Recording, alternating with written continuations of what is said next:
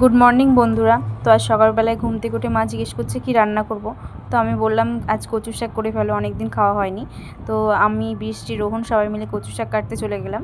তো এই যে কচু শাকগুলো কাটছি এখানে। কার কার কচু শাক খেতে ভালো লাগে সেটা আমি জানি না, তবে আমার খেতে খুবই ভালো লাগে। তো এই কচু শাকের কাছে মাছ মাংস কিছুই না। তো যারা খাওনি কখনো তারা একবার ট্রাই করে দেখতে পারো। তো বাড়ি এসেই দেখো আমরা নারকেলটা কুড়ে নিচ্ছি, বৃষ্টি আমার সাথে একটু হেল্প করছে, নারকেলটাও কুড়ে দিচ্ছে। তো নারকেলটা দেখো কোড়া হয়েই গেছে প্রায়। তো মা আমাকে বললো শাকগুলো একটু ধুয়ে দিতে, তো শাকগুলো ধুয়ে দিচ্ছিলাম। আর শাক কাটার ভিডিওটা নেওয়া হয়নি কারণ মা কখন শাক কেটে নিয়েছে আমাকে বলেনি। তো এটা এখন মা কড়াইয়ে দিয়ে ভাপাতে দিচ্ছে। তো এটার থেকে এখন জল বেরোয় নাকি শুনেছি, তো অনেক জল বেরোবে, তারপর এটা আস্তে আস্তে নরম হবে। তো তেল গরম হয়ে গেছে, মা তেজপাতা আর কালো জিরে, শুকনো লঙ্কা এগুলো সব ফোড়ন হিসাবে দিয়েছিল। তো দেওয়ার পর একটু নেড়ে নিচ্ছিল। তো আমি ওখানে দাঁড়িয়ে দাঁড়িয়ে দেখছিলাম কীভাবে করছে।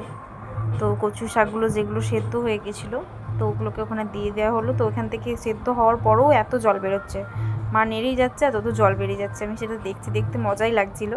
তো অনেক জল বেরিয়েছে। তো আস্তে আস্তে মা বলছিল জলটা সব মরবে তারপর নাকি নারকেলটা দেবে। তো জল মরে যাওয়ার পরে এই যে দেখো নারকেলটা দিয়ে দিল এখন। তো ফাইনাল এটাই। তো এরপরে একটু স্বাদ মতো নুনটা দিয়ে নিতে হবে, যে যেরকম খাই। তো লাস্টে এরকমভাবে নারকেল কোড়াটা আপনারাও দিয়ে নেবেন। তো এরকম দিলে আরও টেস্টি লাগে। তো আমার মাও এইভাবেই দেয়। তো এটা ফাইনাল লুক চলে এসেছে আমার হাতে।